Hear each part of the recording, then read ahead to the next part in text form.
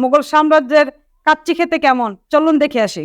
আসসালামু আলাইকুম, আপনারা সবাই কেমন আছেন? আল্লাহর রহমতে ভালো আছেন। আজকে ভাবলাম যে ভিন্ন একটা জায়গাতে ফ্যামিলির সবাইকে নিয়ে ডিনার করতে যাব। তাই ফ্যামিলির সবাইকে নিয়ে এমন একটা রেস্টুরেন্টে আসলাম, যার খাবার, ডেকোরেশন সবকিছু করা হয়েছে মোগলদেরকে নিয়ে। একসময়তে আমরা রেস্টুরেন্টের লোকেশনে আইসা করি, এরপর আমরা সিঁড়িতে উঠে যাই। আর সিঁড়িতে ওঠার পরে আমি রেস্টুরেন্টে ঢোকার পরে রেস্টুরেন্টের পরিবেশটা দেখেন।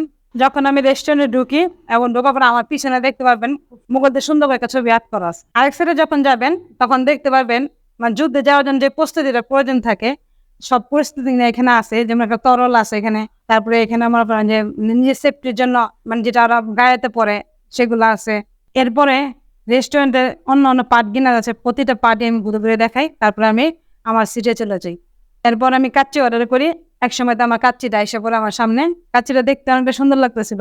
এখন কাচ্চিটা খাওয়ার পরে বোঝা যাবে কাচ্চিটা কতটুকু মজা হয়েছে। এরপর আমি খাওয়া শুরু করি। খাওয়ার পরে বুঝতে পারি কাচ্চিটা কেমন ছিল।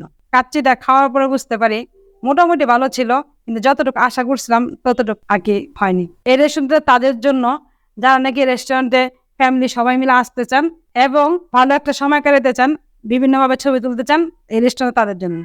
এই রেস্টুরেন্টে আসলে ডেকোরেশন ও পরিবেশের দিক দিয়ে 10-এ 10 পাবেন, কিন্তু খাবারের দিক দিয়ে এত বেশি আশা করা যাবে না। সকলকে ধন্যবাদ আমার ভিডিওটি দেখার জন্য। এই ভিডিওতে অবশ্যই লাইক দিয়ে রাখবেন এবং ভবিষ্যতে এরকম ভিডিও পেতে আমাদের পেজকে ফলো করুন।